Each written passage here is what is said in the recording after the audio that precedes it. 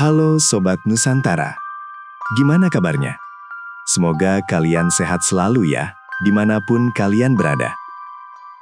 Balik lagi bareng aku di Sisi Gelap Nusantara.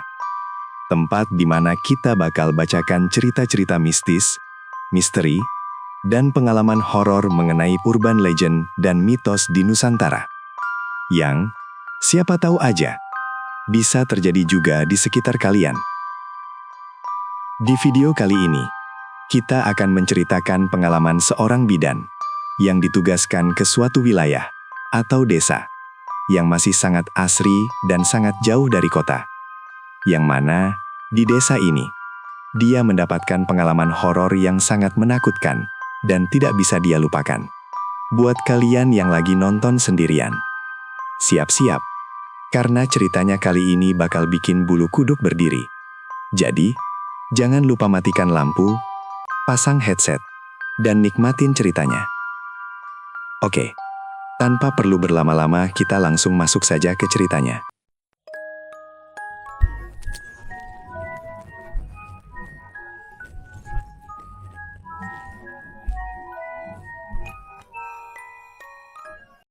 Aku nerima surat itu sore hari, pas hujan turun deras.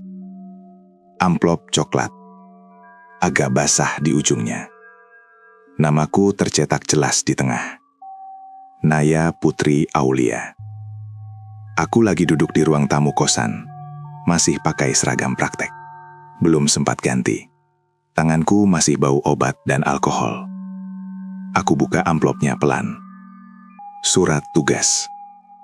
Penempatan bidan PTT. Desa terpencil. Nama desanya asing. Aku bahkan harus baca 2 kali. Jauh. Aku sandarin punggung ke kursi dan ngeluarin napas panjang. Ya udah, kataku pelan. Aku daftar PTT bukan karena cita-cita besar. Aku daftar karena aku butuh kerja. Dan karena aku ngerasa aku masih punya utang sama diri sendiri. Dulu, waktu praktek, ada pasien yang gak sempat ketolong. Bukan karena salah, tapi karena terlambat. Sejak itu aku selalu mikir, mungkin aku lebih dibutuhin di tempat yang kekurangan tenaga. Dan desa itu jelas termasuk. Isi suratnya singkat, terlalu singkat. Nama desa, durasi penempatan, nama kepala desa, alamat puskesmas pembantu. Gak ada foto, gak ada penjelasan lain. Aku lipat lagi suratnya dan natap hujan di luar jendela. Pantulan wajahku kelihatan samar di kaca. Rambut diikat asal, mata agak cekung. Cuma desa, gumamku. Kerja biasa. Malamnya aku nelpon ibu. Kamu ditempatin di mana? Di desa, Bu. Lumayan jauh. Yakin? Aku diam sebentar. Iya. Yakin. Ibu nggak langsung jawab. Aku tahu dia khawatir. Tapi nggak mau nunjukin. Nanti jaga diri, katanya akhirnya. Iya, Bu. Telepon ditutup. Hujan masih turun. Tapi nggak sederas tadi. Aku mulai beresin barang. Nggak banyak. Baju secukupnya. Alat medis. Beberapa buku. Aku sengaja nggak bawa barang aneh-aneh. Aku nggak mau rumah dinas nanti terasa seperti tempat numpang hidup. Aku cuma mau kerja. Sebelum tidur, aku baca lagi surat tugas itu. Aku hafalin nama desanya. Aku ucapin pelan dalam hati. Biar nggak terasa asing. Entah kenapa, aku ngerasa penempatan ini bakal tenang. Nggak ribet. Nggak ada apa-apa. Aku matiin lampu dan rebahan. Hujan di luar pelan-pelan berhenti. Aku belum tahu kalau ketenangan itu cuma sementara. Pikiran itu masih ada di kepala aku waktu pagi datang. Aku bangun sebelum alarm. Langit masih abu-abu. Udara dingin. Hujan semalam ninggalin bau tanah yang lembab. Aku mandi, ganti baju, lalu masukkan tas terakhir ke koper. Semuanya terasa biasa. Gak ada rasa takut. Cuma capek dan sedikit tegang. Kayak mau mulai kerja di tempat baru.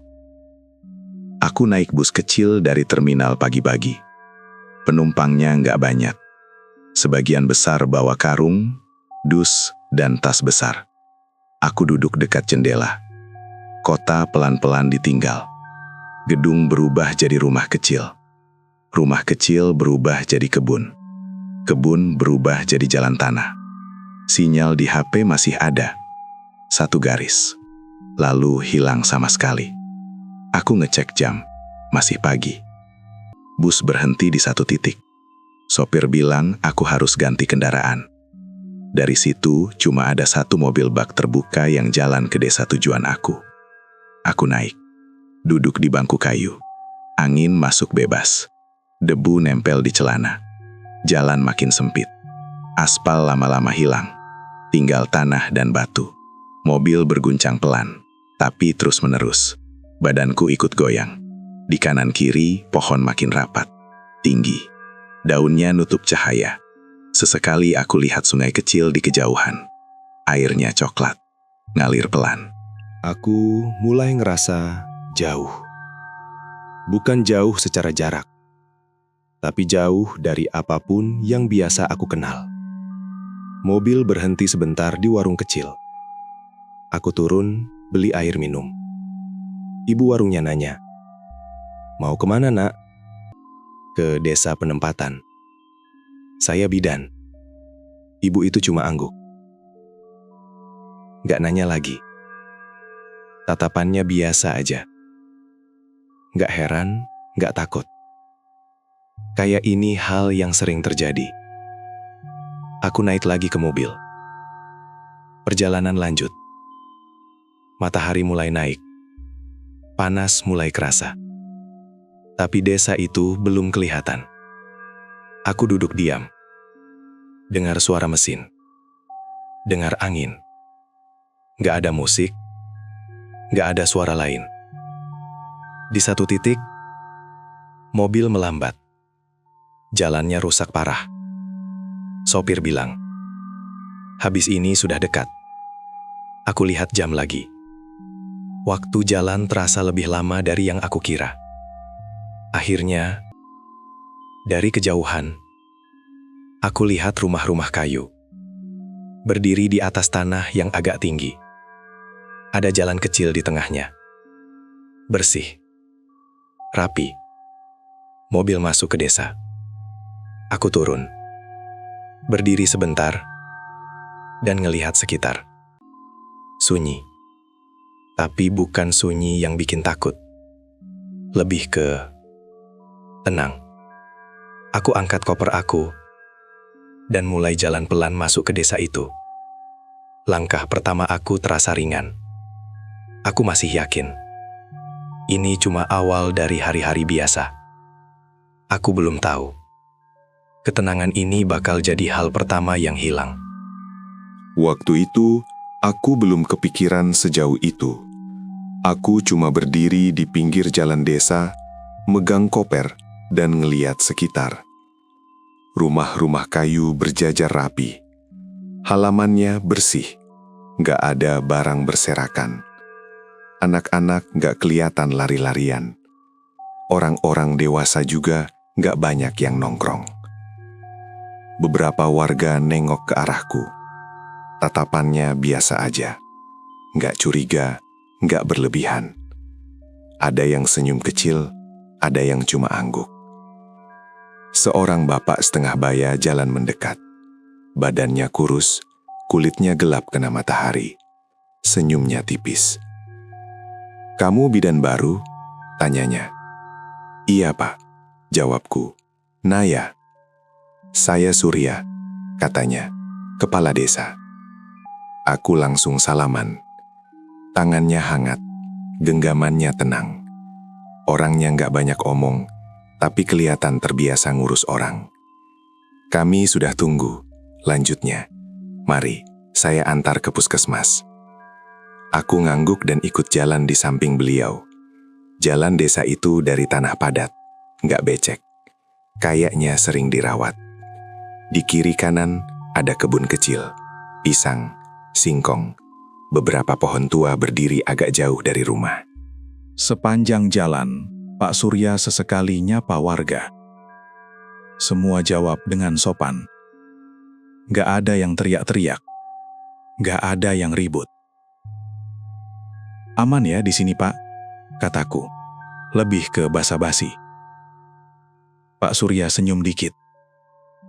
Alhamdulillah, sudah lama tenang. Cara dia bilang kata tenang itu datar. Bukan bangga. Bukan waspada.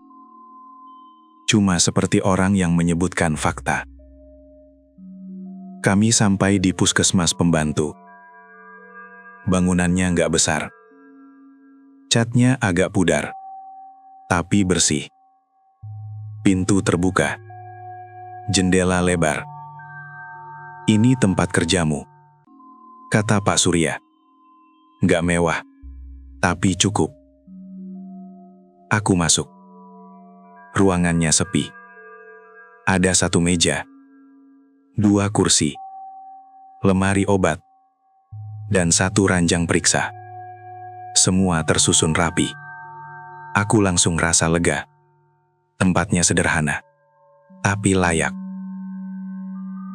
Nanti sore ada beberapa ibu yang mau periksa. Lanjutnya, kehamilan biasa. Aku angguk. Siapa? Pak Surya pamit. Sebelum pergi, dia nengok sebentar ke arah jalan desa, lalu balik lagi ke aku.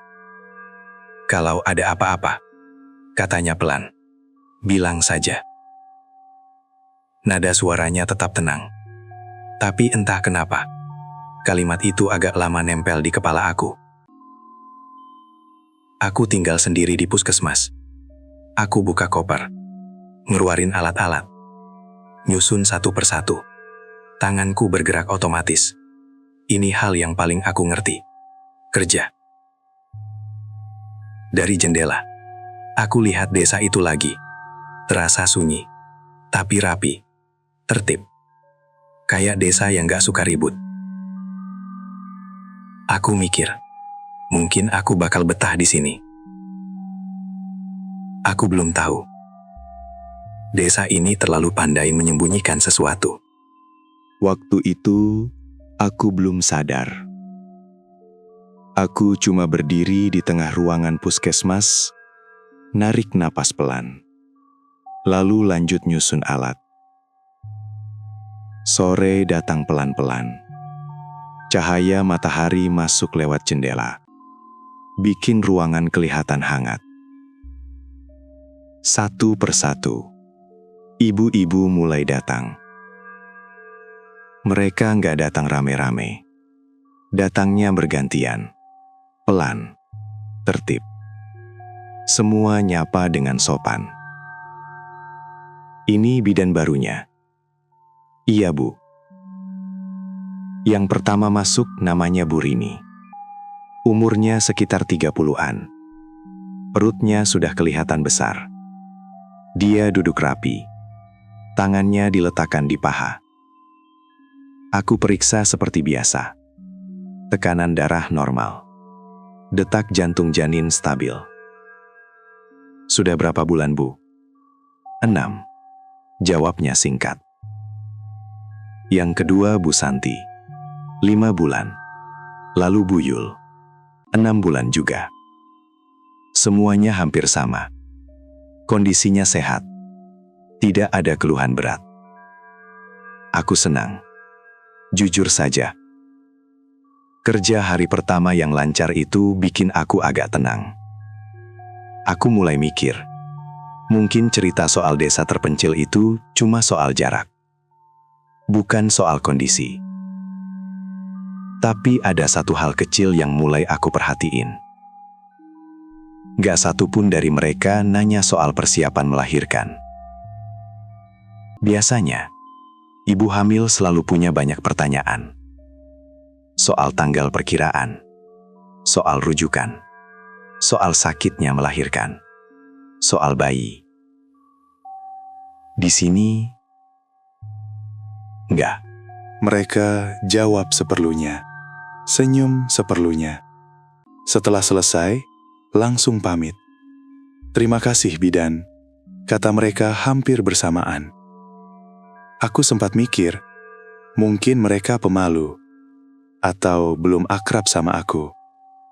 Aku catat semuanya di buku. Data rapi, tidak ada yang aneh. Saat sore hampir habis, satu ibu datang agak belakangan. Rambutnya sudah mulai memutih. Jalannya pelan. Matanya tajam. "Bu Lina," kata mereka sebelum aku sempat nanya. "Saya cuma mau lihat." Aku bingung sebentar. "Lihat apa, Bu?" "Lihat bidan barunya," jawabnya. Senyumnya tipis. Dia nggak duduk, cuma berdiri di dekat pintu. Matanya muter ngelilingin ruangan, lalu berhenti di buku catatan aku. "Di sini lama?" tanyanya. "Belum, Bu. Baru hari ini." Bu Lina angguk pelan. "Semoga betah." Nada suaranya datar. Bukan doa. Lebih ke harapan yang ragu. Sebelum pergi, dia nengok sebentar ke arah jendela. Lama. Baru lalu melangkah keluar. Sore itu, puskesmas kembali sepi. Aku duduk sendirian, ngerapiin alat, nutup buku catatan.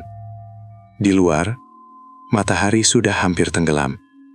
Aku bilang ke diri sendiri, aku cuma capek. Terlalu banyak mikir di hari pertama. Desa ini aman. Ibu-ibunya sehat. Semuanya normal. Aku matiin lampu puskesmas, kunci pintu, dan jalan ke rumah dinas yang ada di samping bangunan itu. Langit mulai gelap. Dan untuk pertama kalinya sejak aku datang, aku ngerasa sunyi di desa ini. Terdengar sedikit berbeda. Aku ngerasa sunyi. Di desa ini terdengar beda. Lampu puskesmas sudah aku matiin. Aku kunci pintu, lalu berdiri sebentar di depan bangunan itu. Langit mulai gelap. Warna oranye di ujung barat tinggal sisa tipis. "Nah ya," aku nengok. Pak Surya berdiri beberapa langkah di belakang aku. "Rumah dinasnya di sebelah," katanya. "Saya antar." "Oh iya, Pak," jawabku.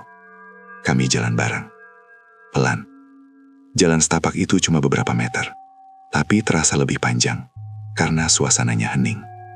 Gak ada suara motor, gak ada suara orang ngobrol, cuma serangga. "Itu rumahnya," kata Pak Surya sambil nunjuk bangunan kecil berdinding kayu. Rumah itu berdiri sendirian, di samping puskesmas. Cat putihnya sudah mulai mengelupas. Lampu terasnya mati. Pak Surya buka pintu. "Silahkan." Aku masuk. Di dalam, rumah itu bersih. Lantai disapu. Meja kecil di ruang depan kosong. Kamar tidur di sebelah kanan. Pintunya terbuka. Di belakang, ada dapur kecil. "Kami sudah bersihkan," kata Pak Surya. "Biasanya nggak ada yang tinggal lama." Aku senyum kecil. "Terima kasih, Pak." Pak Surya berdiri di ambang pintu. Nggak langsung pergi. Matanya ngeliat sekeliling rumah. Lalu berhenti di jendela yang menghadap kebun pisang. "Kalau malam," katanya pelan, "sebaiknya jangan keluar." Aku nengok ke arah beliau. "Kenapa, Pak?" "Biar aman." Jawaban yang sama. Singkat. Gak dijelasin. Aku cuma ngangguk. "Iya, Pak." Pak Surya kayak ragu mau nambahin sesuatu. Mulutnya kebuka sedikit, lalu ditutup lagi. "Besok pagi saya ke puskesmas," katanya akhirnya. "Kalau ada apa-apa, bilang." Beliau pergi. Aku berdiri sendiri di dalam rumah. Aku taruh koper di lantai, lalu nyalain lampu. Cahaya kuning langsung bikin bayangan di dinding kelihatan panjang. Aku buka jendela kamar sedikit. Udara malam masuk. Dari luar, kebun pisang kelihatan gelap. Daun-daunnya bergerak pelan kena angin. Aku tutup lagi jendelanya. Perut aku terasa nggak enak, bukan sakit, lebih ke nggak tenang. Aku makan seadanya, duduk di lantai. Nasi bungkus terasa hambar. Jam belum terlalu malam, tapi desa ini terasa sudah tidur. Lampu rumah warga jarang yang nyala. Aku duduk di tepi kasur, dengerin. Sunyi, terlalu rapi, terlalu tertib. Aku matiin sebagian lampu, tapi ninggalin satu lampu kecil tetap nyala. Malam itu, aku tidur dengan perasaan aneh. Kayak aku baru masuk ke tempat yang punya aturan sendiri. Aturan yang belum dijelasin ke aku. Aturan yang belum dijelasin itu masih nyangkut di kepala aku. Pagi datang pelan. Cahaya matahari masuk lewat celah jendela. Udara dingin tapi segar. Aku bangun sebelum jam 6. Lampu kecil yang semalaman nyala, aku matiin. Aku buka pintu rumah dinas. Desa sudah hidup. Ada suara sapu lidi. Ada ember digeser. Ada ayam lewat sambil berisik sebentar, lalu hilang di balik rumah. Beberapa warga menyapa dari jauh. Cuma anggukan atau senyum tipis. Aku jalan ke puskesmas. Jaraknya cuma beberapa langkah. Rumput di pinggir jalan masih basah. Sepatuku kena embun. Di depan puskesmas, 2 ibu sedang ngobrol. Mereka berhenti pas lihat aku. "Pagi, Bidan," kata salah satu dari mereka. "Pagi, Bu," jawabku. Nada mereka ramah, santai. Nggak ada yang aneh. Aku buka pintu puskesmas, nyalain lampu, dan buka jendela lebar-lebar. Udara masuk. Bau kayu basah dan tanah langsung kerasa. Aku nyiapin alat, nyusun buku catatan. Semua seperti rutinitas biasa. Sekitar jam 7, anak-anak lewat depan puskesmas. Seragam sekolah, tas besar. Mereka ketawa sebentar, lalu ditegur dari kejauhan, dan langsung tenang. Tertib. Pak Surya lewat sambil naik sepeda. Dia berhenti sebentar. "Tidur nyenyak?" tanyanya. "Lumayan, Pak," jawabku. Beliau senyum kecil. "Bagus. Kalau ada yang perlu, bilang." "Iya, Pak." Beliau lanjut jalan. Pagi itu, beberapa warga datang ke puskesmas. Keluhan ringan. Pusing, masuk angin, luka kecil. Aku tangani satu persatu. Mereka sabar nunggu giliran. Gak ada yang ribut. Aku mulai ngerasa nyaman. Desa ini kelihatannya rukun. Aman. Kayak tempat yang jarang ada masalah. Aku sempat mikir, mungkin peringatan semalam itu cuma kebiasaan orang tua. Hal kecil yang dibesar-besarkan. Aku berdiri di depan puskesmas sebentar. Matahari sudah naik. Bayangan rumah memendek. Angin sepoi-sepoi lewat. Dari ujung jalan, aku lihat satu mobil masuk pelan ke desa. Bukan mobil warga. Terlihat asing. Debunya tebal. Aku perhatiin mobil itu sampai berhenti di dekat rumah kosong, tak jauh dari puskesmas. Aku belum tahu siapa mereka. Aku cuma berdiri, ngerasa pagi ini terlalu tenang untuk jadi awal dari apapun. Pagi ini terasa terlalu tenang. Mobil itu masih berhenti di pinggir jalan. Mesinnya sudah mati.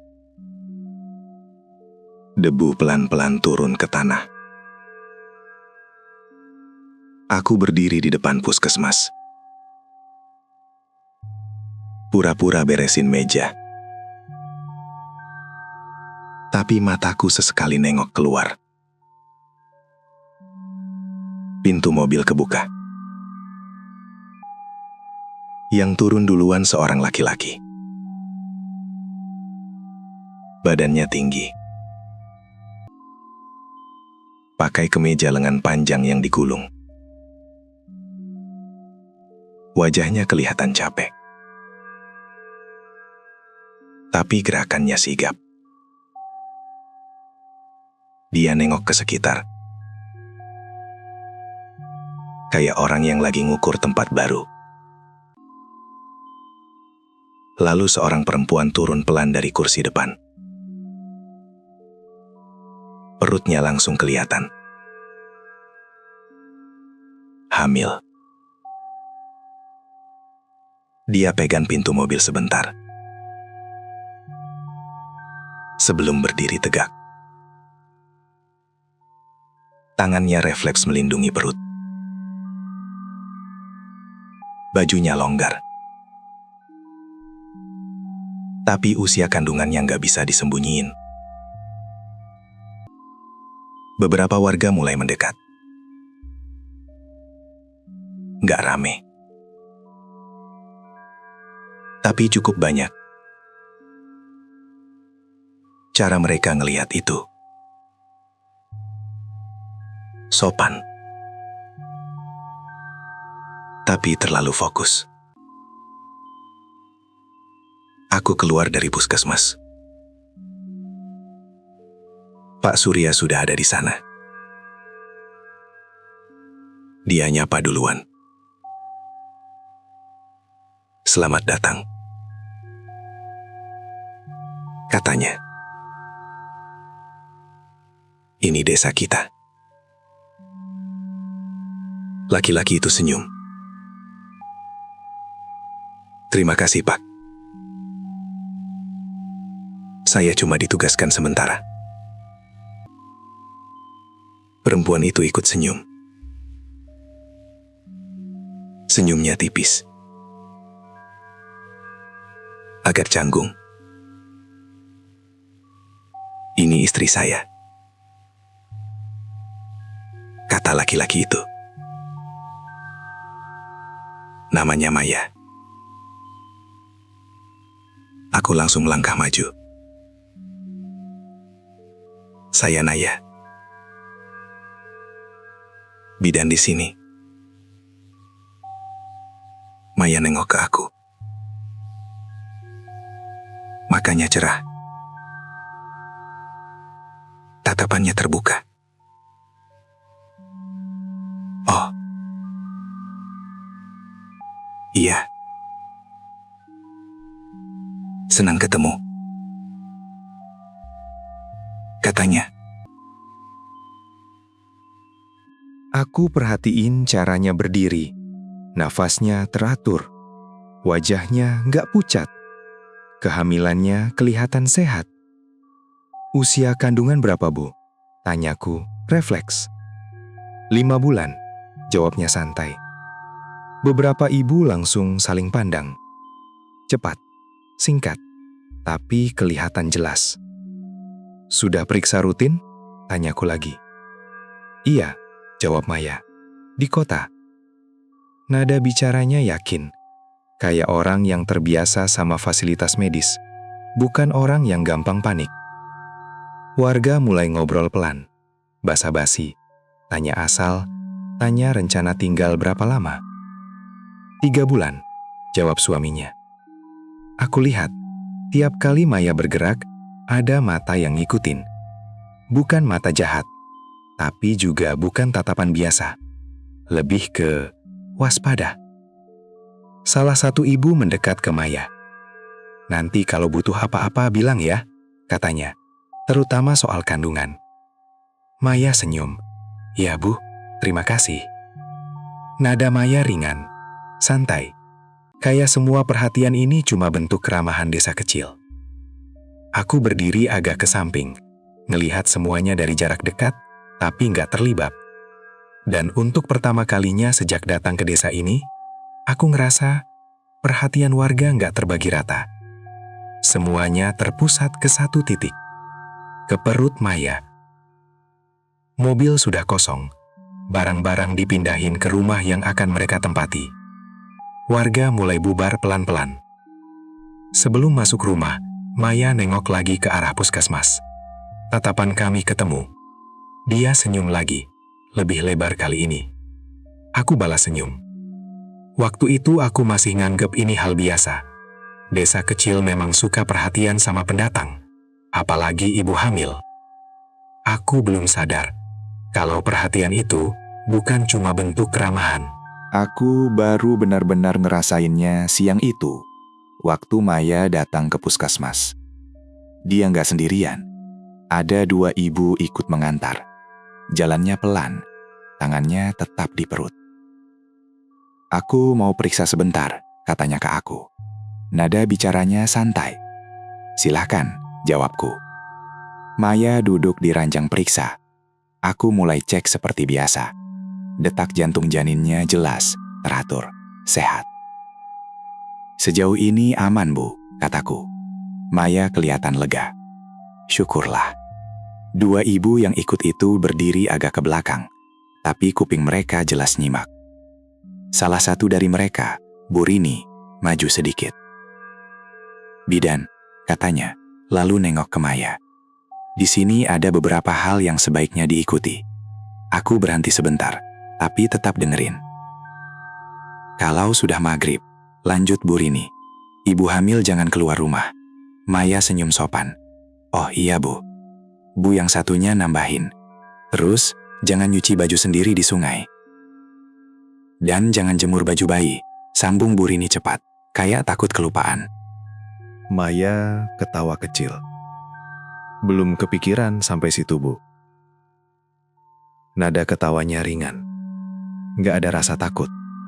Lebih ke menganggap ini lucu. Aku ngerapiin alat, pura-pura fokus. Tapi kupingku menangkap semuanya. "Kalau malam," kata ibu yang satunya lagi, suaranya agak diturunin. "Jangan buka jendela lebar-lebar." Maya mengangguk. "Iya, Bu." "Jangan sering keluar sendiri," tambah Bu Rini. "Dan jangan sebut-sebut usia kandungan sembarangan."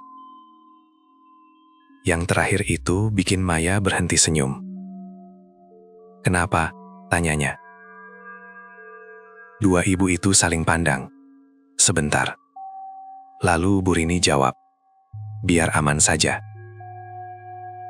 Jawaban yang sama lagi. Maya narik nafas kecil. "Baik, Bu. Terima kasih." Nada suaranya masih sopan. Tapi aku bisa dengar. Ada jarak di situ. Jarak antara percaya dan sekadar menghargai. Setelah pemeriksaan selesai, 2 ibu itu pamit. Maya turun dari rancang periksa, lalu duduk sebentar. "Banyak aturannya ya," katanya ke aku, setengah bercanda. "Biasanya orang tua memang begitu," jawabku. Maya senyum. "Iya, mungkin karena aku pendatang." Dia berdiri, siap pergi. Sebelum keluar dia nengok aku lagi. "Jujur aja Bidan, aku nggak terlalu percaya hal-hal begitu."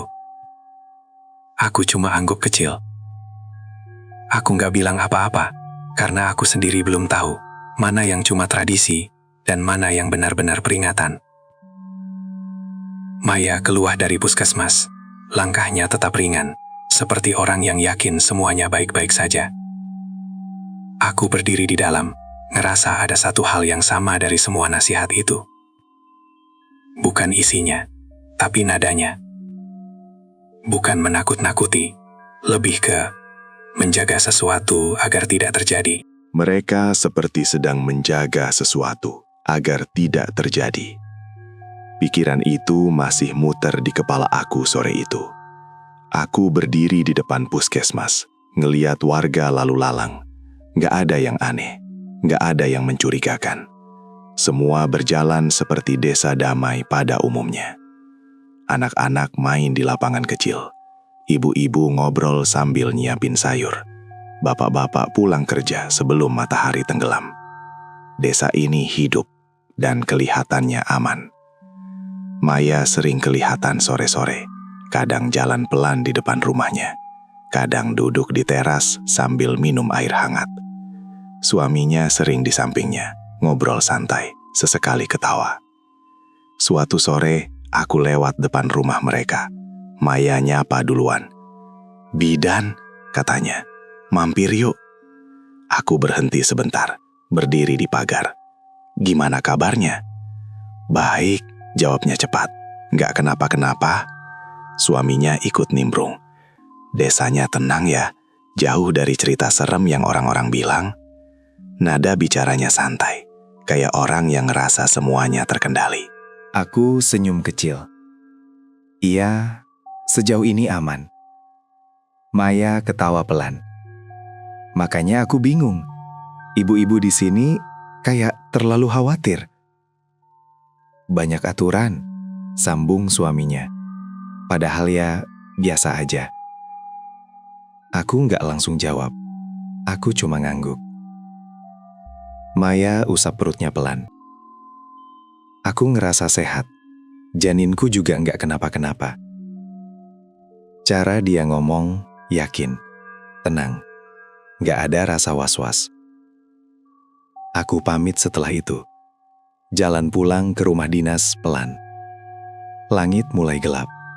Lampu-lampu rumah warga mulai nyala satu persatu. Malam itu, desa tetap sunyi. Tapi sunyi yang nyaman. Nggak ada suara aneh. Nggak ada kejadian aneh. Aku duduk di teras rumah dinas, dengerin jangkrik. Angin lewat pelan. Aku mulai mikir, mungkin warga di sini memang terlalu trauma sama cerita lama. Mungkin sesuatu yang dulu pernah terjadi, dibesar-besarkan sampai jadi aturan yang kaku. Dan mungkin Maya benar. Kami baik-baik saja. Pikiran itu terasa masuk akal. Terlalu masuk akal malah. Aku masuk ke rumah dan nutup pintu. Malam berjalan tenang. Terlalu tenang. Aku baru aja naruh tas dan mau matiin lampu ruang depan. Waktu ada ketukan pelan di pintu rumah dinas. Tok. Tok. Aku berhenti. Nahan napas sebentar. Lalu jalan ke pintu. "Siapa?" tanyaku. "Bulina," jawab suara dari luar. Aku buka pintu. Bulina berdiri di teras. Lampu rumah dinas bikin bayangannya jatuh panjang ke tanah. Rambutnya disanggul rapi. Matanya tajam seperti biasa. "Saya ganggu sebentar," katanya. "Gak apa-apa, Bu. Silahkan." Dia gak masuk. Tetap berdiri di luar. Tangannya saling menggenggam di depan perut. "Saya mau ngomong soal ibu hamil yang baru itu," katanya langsung. "Maya?" tanyaku. Bulina mengangguk.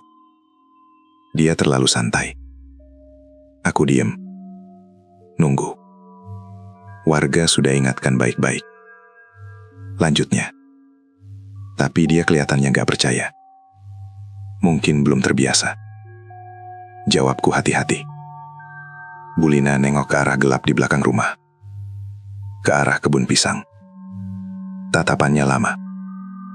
"Di sini," katanya pelan tapi tegas. "Kami gak main-main soal itu." Soal apa, Bu? Bu Lina balik nengok aku. Soal kuyang. Kata itu jatuh pelan. Tapi rasanya berat. Kami nggak mentoleransi. Lanjutnya, kalau ada, kami usir.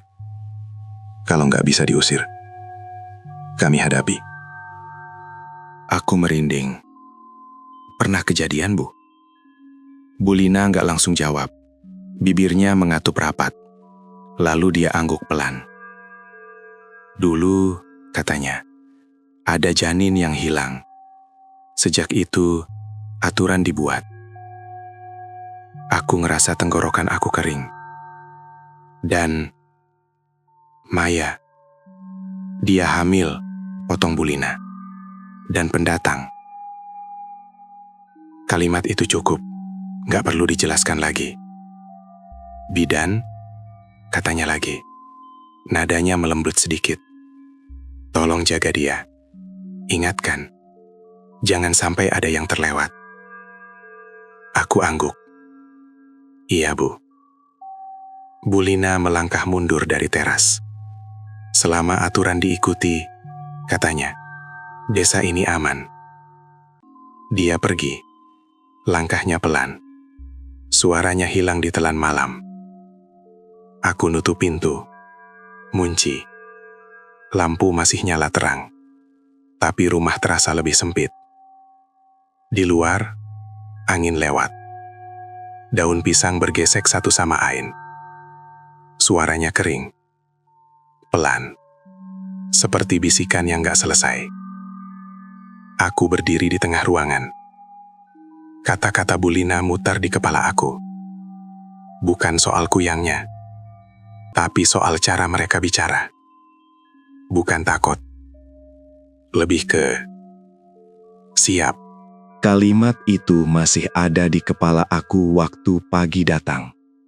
Aku bangun dengan perasaan aneh. Bukan mimpi buruk, bukan gelisah, tapi kayak habis dengar sesuatu penting semalam.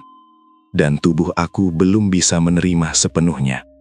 Aku buka pintu rumah dinas. Udara pagi dingin. Kabut tipis masih nempel di tanah. Desa kelihatan sama seperti kemarin. Rapi, tenang, aman. Aku jalan ke puskesmas. Di depan pintu, aku berhenti. Tanah di dekat ambang pintu basah. Bukan bekas hujan. Jejaknya kecil-kecil. Tidak acak. Kayak tetesan. Aku jongkok. Aku sentuh pelan. Air. Dingin. Aku nengok ke atas. Atapnya kering. Langit cerah. Tidak ada yang bocor. Mungkin embun. Gumamku. Aku hapus tanah itu pakai sandal. Lalu masuk. Nyalain lampu. Buka jendela. Bau tanah lembab masuk pelan. Pagi itu, pasien datang seperti biasa. Keluhan ringan. Semua normal. Aku hampir lupa soal jejak air tadi. Sampai Maya datang. Dia datang sendirian. Wajahnya agak capek. Tapi masih senyum. Kayaknya aku kurang tidur, katanya sambil duduk. Kenapa? Tanyaku. Semalam kebangun. Jawabnya. Kayak ada suara di atap. Aku berhenti nulis. Suara apa? Kayak sesuatu merayap. Katanya sambil mikir. Aku kira kucing. Terus, pas dicek, gak ada apa-apa. Nada bicaranya santai. Dia sendiri gak kelihatan takut. Lebih ke heran. Aku periksa kandungannya. Detak jantung janin masih jelas. Teratur. Sehat. Gak ada masalah. Kataku. Maya kelihatan lega. Tuh kan. Aku bilang juga ke suamiku. Mungkin cuma kucing. Dia pamit. Jalannya tetap ringan. Setelah Maya pergi, aku ke belakang puskesmas. Ada sumur kecil di sana. Biasanya bersih. Pagi itu, airnya keruh. Ada bau anyir tipis. Aku jongkok. Nengok lebih dekat. Nggak ada bangkai. Nggak ada daun busuk. Cuma Bau yang bikin tenggorokan aku nggak enak. Aku nutup sumur itu lagi. Siang menjelang. Matahari naik. Desa tetap berjalan seperti biasa. Tidak ada teriakan, tidak ada kepanikan. Tapi ada satu hal yang aku sadari. Sejak pagi, aku belum lihat satupun burung hinggap di pohon pisang belakang rumah dinas. Biasanya selalu ada. Pagi ini, kosong. Aku berdiri lama di teras puskesmas. Dengerin angin, dengerin desa yang kelihatannya masih aman. Gangguannya kecil. Hampir nggak berarti. Tapi aku ngerasa sesuatu sudah mulai bergerak. Aku masih berdiri di teras puskesmas, waktu suara langkah kaki terdengar dari arah jalan. Pelan, teratur. Aku nengok. Bu Rini lewat. Dia bawa keranjang, isinya sayur dan daun-daunan. Dia nyapa sambil jalan. Pagi Bidan? Pagi Bu. Dia berhenti sebentar, matanya ngelirik ke belakang puskesmas, ke arah kebun pisang. Semalam aman? Tanyanya. Aman, jawabku. Kenapa? Bu Rini senyum tipis. Nggak apa-apa. Dia lanjut jalan. Senyumnya nggak bertahan lama, kayak cuma kebiasaan. Aku masuk lagi ke dalam. Siang itu nggak terlalu ramai. Aku beresin catatan, nyuci tangan, lalu duduk sebentar. Kepala aku masih mikirin sumur yang keruh dan suara di atap rumah Maya. Menjelang sore, hujan turun sebentar. Nggak deras, cuma cukup buat bikin tanah basah. Setelah hujan reda, aku ke belakang puskesmas lagi. Niatnya cuma mau cek sumur. Airnya sudah jernih, bau anyirnya hilang. Aku berdiri lama, cepat banget, gumamku. Di tanah dekat sumur, ada bekas tapak, kecil, gak jelas bentuknya, kayak telapak kaki, tapi terlalu samar buat dipastiin. Aku nginjak pelan, bekasnya hilang. Mungkin kucing, kataku ke diri sendiri. Sore itu, Maya datang lagi, kali ini bareng suaminya. Mereka duduk di kursi depan puskesmas. Kami mau jalan sebentar nanti malam, kata suaminya santai. Sekadar keliling desa. Aku refleks nengok ke Maya. Bukannya ibu-ibu bilang jangan keluar malam? Tanyaku. Suaminya ketawa kecil. Ah itu, cuma cerita lama. Maya angguk. Iya, lagian cuma sebentar. Aku mau ngomong lagi, tapi kata-katanya nggak keluar. Aku sendiri belum punya alasan kuat. Semua yang aku lihat sejauh ini masih bisa dijelasin. Aku cuma bilang, hati-hati saja. Mereka pamit, jalan bareng. Maya kelihatan sehat. Perutnya masih bergerak pelan, tanda janinnya aktif. Malam turun cepat. Aku duduk di rumah dinas. Lampu nyala. Jendela aku tutup rapat. Dari luar, suara desa terdengar normal. Ada motor lewat sebentar. Ada orang batuk dari kejauhan. Jam 9 lewat. Aku dengar suara aneh. Bukan dari luar. Dari atas. Kayak sesuatu ngeser pelan di atap rumah dinas. Pelan. Terus berhenti. Lalu geser lagi. Aku berdiri. Nahan napas. Dengerin. Tidak ada suara kaki. Tidak ada suara lompat. Cuma gesekan. Pelan. Panjang. Aku ngambil senter. Buka pintu depan dikit. Nyorot ke atas atap. Nggak ada apa-apa. Atapnya kosong. Aku nutup pintu cepat. Ngunci. Tangan aku dingin. Beberapa menit kemudian, suara itu nggak ada lagi. Aku duduk di lantai, sandaran ke dinding. Dada aku naik turun pelan. Aku sadar satu hal. Semua kejadian ini kecil, terpisah, mudah dibantah. Tapi semuanya terjadi di sekitar ibu hamil. Aku nengok ke arah rumah Maya dari jendela kecil. Lampunya mati. Gelap. Dan untuk pertama kalinya, sejak aku datang ke desa ini, aku berharap aturan-aturan itu cuma cerita kosong. Aku berdiri di dekat jendela kecil rumah dinas, ngeliat ke arah rumah Maya. Lampunya mati. Gelap. Gak ada suara. Aku bilang ke diri sendiri, mungkin mereka sudah tidur. Mungkin memang gak terjadi apa-apa. Aku matiin senter. Duduk di kasur. Tarik selimut sampai dada. Niatnya mau maksa tidur. Tapi mata aku susah merem. Beberapa menit lewat. Lalu terdengar lagi. Bukan gesekan kali ini.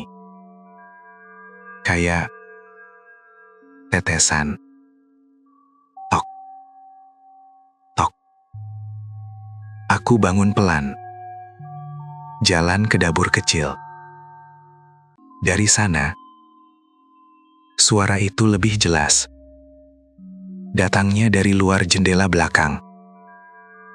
Aku tempelkan telinga ke kaca. Tok. Tok. Bukan hujan. Langit cerah. Bulan kelihatan pucat di sela awan. Aku buka tirai dikit. Di tanah belakang rumah, ada bekas basah. Baru. Mengilap kena cahaya lampu. Tetesannya membentuk garis. Menuju kebun pisang. Jantung aku berdetak lebih cepat. Aku nutup tirai. Mundur selangkah. Suara tetesan berhenti. Sunyi kembali. Aku berdiri lama. Tanganku dingin. Aku dengar napas aku sendiri. Terlalu jelas. Dari kejauhan, tiba-tiba terdengar suara anjing melolong. Satu. Lalu disusul yang lain. Tidak lama. Terputus-putus. Seperti dipaksa diam. Aku duduk lagi. Kali ini punggungku nempel ke dinding. Aku nggak tidur. Aku nunggu. Entah berapa lama. Sampai akhirnya ada bayangan lewat di depan jendela depan rumah dinas. Bukan orang dewasa. Terlalu rendah. Tapi juga bukan binatang. Geraknya terlalu teratur. Aku menahan napas. Bayangan itu berhenti tepat di depan jendela. Aku bisa lihat siluetnya samar. Rambutnya panjang. Menggantung. Badannya seperti terpisah. Aku nggak bisa lihat kakinya. Aku nutup mata kuat-kuat. Saat aku buka lagi, bayangan itu sudah nggak ada. Aku berdiri mendadak. Hampir jatuh karena lututku lemas. Aku ambil senter. Buka pintu depan cepat. Di luar, tanah basah lagi. Kali ini lebih banyak. Baunya amis. Lebih kuat dari sebelumnya. Jejaknya mengarah ke satu arah. Ke rumah Maya. Aku berdiri kaku di teras. Senterku gemetar. Aku pengen lari. Pengen bangunin warga. Tapi kakiku nggak gerak. Dari arah rumah Maya, terdengar suara pintu dibuka pelan. Lalu suara Maya. Nai, suaranya lemah. Serak. Aku melangkah satu langkah ke depan.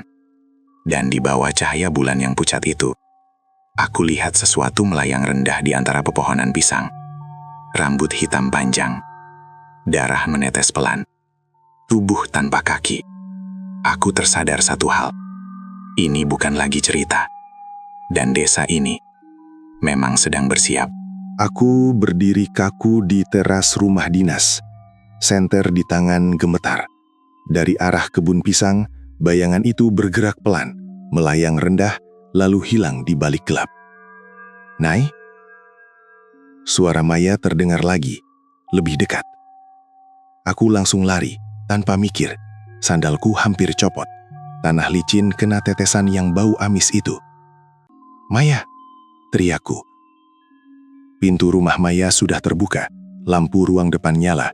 Maya berdiri di ambang pintu, satu tangannya pegang perut, yang satu lagi nahan daun pintu. Wajahnya pucat, keringat dingin di pelipis. Ada sesuatu," katanya terbata. Aku masuk, langsung nutup pintu. "Suamimu?" tanyaku cepat. "Di kamar," jawabnya. "Tidur." Aku ajak Maya duduk. Nafasnya pendek-pendek. Aku pegang pergelangan tangannya. Dingin. "Dengar suara?" tanyaku. Maya ngangguk cepat. "Di atap." Terus, aku ngerasa perutku dingin. Aku menelan ludah. Belum sempat aku jawab, dari luar terdengar langkah kaki. Bukan satu, banyak. Teratur, cepat. Tok, tok, tok. Ketukan di pintu. Bukan keras, tapi tegas. Aku buka sedikit. Pak Surya berdiri di depan. Di belakangnya Bulina, Burini, beberapa bapak lain. Mereka bawa obor kecil dan senter. Wajah mereka serius, tapi tidak panik. "Sudah masuk?" tanya Pak Surya. Aku mengangguk. "Sudah, Pak." Bulina langsung melangkah masuk. Tatapannya menyapu ruangan. Berhenti di Maya. "Duduk," katanya singkat. "Jangan berdiri." Maya nurut. Matanya berkaca-kaca. "Ada apa, Bu?" Bulina tidak menjawab. Dia mengambil kain hitam dari tas kainnya, membentangkannya pelan, lalu menutup jendela kamar dan pintu belakang. "Semua jendela ditutup," katanya ke Pak Surya. Pak Surya memberi isyarat ke warga. Mereka bergerak cepat. Sunyi. Seperti sudah latihan. Aku berdiri di dekat Maya. Tanganku refleks melindungi perutnya dari depan. Meski aku tahu, itu tidak banyak membantu. Ini apa?" tanya suami Maya yang baru bangun. Suaranya masih serak. Pak Surya menoleh. "Tenang, ikuti saja." Di luar, terdengar suara obor disulut. Api berderak pelan. Angin lewat membawa bau asap tipis. Bulina mendekat ke Maya. Suaranya rendah. "Kami sudah bilang aturannya." Maya menatapku, panik. "Bidan, aku cuma keluar sebentar." Aku tidak tahu harus menjawab apa. Dari luar, terdengar suara siulan pendek. Disusul satu siulan lain. Seperti kode. Pak Surya membuka pintu depan sedikit. Mengintip keluar. "Dia masih di sekitar," katanya pelan. Aku merinding. Tidak ada teriakan. Tidak ada kepanikan. Hanya gerakan cepat. Dan keyakinan yang dingin. Aku sadar sekarang. Desa ini bukan baru pertama kali menghadapi ini. Dan malam ini, aturannya benar-benar dijalankan. Aku berdiri di ruang tengah rumah Maya. Lampu redup. Bau asap dari luar mulai masuk lewat celah pintu. Maya duduk kaku. Tangannya gemetar di atas perutnya. Suaminya berdiri di sampingnya. Bingung, takut, tapi nggak berani banyak tanya. Dari luar, suara warga makin jelas. Langkah kaki mengelilingi rumah. Obor bergerak. Bayangan api menari di dinding. "Jangan keluar," kata Bulina ke aku. "Apapun yang kamu dengar." Aku mengangguk. Tenggorokanku kering. Tiba-tiba, suara itu datang lagi. Dari atap. Bukan gesekan, bukan tetesan. Kali ini, seperti napas berat. Dekat. Tepat di atas genteng. Maya langsung menjerit kecil. Aku refleks memeluk bahunya. Di sini, bisik Bulina. Suaranya dingin. Mantap.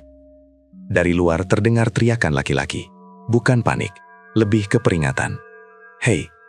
Disusul suara api di sulut lebih besar. Angin berembus kencang. Atap rumah bergetar pelan. Lalu aku dengar suara yang bikin bulu kuduku berdiri. Tertawa. Pelan. Serak. Seperti datang dari banyak arah. Suara itu bukan dari mulut manusia normal. Lebih ke gumaman yang dipaksakan jadi tawa. Dia marah, kata Bulina pelan. Brak. Ada sesuatu jatuh dari atap. Berat. Menghantam tanah. Maya menutup mulutnya sendiri. Suaminya mundur sampai punggungnya nempel dinding. Aku berani melangkah ke jendela sedikit, ngintip lewat celah kain hitam. Di luar, di bawah cahaya obor, aku lihat sosok itu. Rambutnya panjang, kusut, wajahnya pucat kebiruan, matanya besar, hitam, menatap liar. Tubuhnya melayang rendah, dan bagian bawahnya tidak ada. Darah menetes dari lehernya, jatuh ke tanah, satu persatu. Warga membentuk lingkaran, tidak ada yang mundur. Pak Surya berdiri paling depan. Tangannya menggenggam sesuatu, seikat daun dan kain yang diikat rapat. "Pergi," katanya keras. "Ini bukan tempatmu." Makhluk itu menjerit. Suaranya melengking, menusuk telinga. Aku menutup telinga, tapi suara itu tetap masuk ke kepala. Api dilempar ke tanah, asap naik tebal, bau menyengat. Makhluk itu berputar cepat, rambutnya menyapu udara, lalu melesat ke arah kebun pisang, hilang. Sunyi jatuh tiba-tiba, seperti suara diputus. Warga tidak mengejar, mereka tahu batasnya. Pak Surya menoleh ke arah rumah. Sudah aman untuk malam ini. Aku menutup jendela pelan. Kakiku lemas. Aku duduk di lantai. Maya menangis tanpa suara. Air matanya jatuh ke bajunya. Aku pegang tangannya. Dingin. "Kami nggak tahu," katanya pelan. "Kami benar-benar nggak tahu." Aku ingin bilang ini bukan salahnya sepenuhnya, tapi kata-kata itu terasa kosong. Bulina mendekat. "Sekarang kamu tahu," katanya. "Dan ingat, dia belum pergi jauh." Aku menelan ludah. "Belum." Bulina menatapku. Kalau dia sudah mengincar, dia tidak berhenti hanya karena diusir. Aku memandang Maya, ke perut dia yang bergerak pelan. Dan saat itu aku sadar, konsekuensi pertama bukanlah luka, tapi ketakutan yang tidak akan pergi, bahkan saat pagi datang. Selesai? Terima kasih banget buat kalian yang udah nonton sampai akhir. Kalau kalian suka dengan cerita-cerita horor, urban legend, dan mitos kayak gini, jangan lupa untuk subscribe channel ini, biar kita bisa terus sama-sama berbagi kisah mistis tiap minggunya. Jangan lupa juga buat like videonya, tulis komentar tentang pendapat kalian, dan share ke teman-teman kalian, biar mereka juga bisa ngerasain ketegangan yang sama. Dan yang paling penting, aktifkan juga lonceng notifikasinya, supaya kalian gak ketinggalan cerita-cerita horor terbaru dari aku. Oke teman-teman, sampai jumpa di part selanjutnya. Di mana cahaya padam, disitulah kisah dimulai.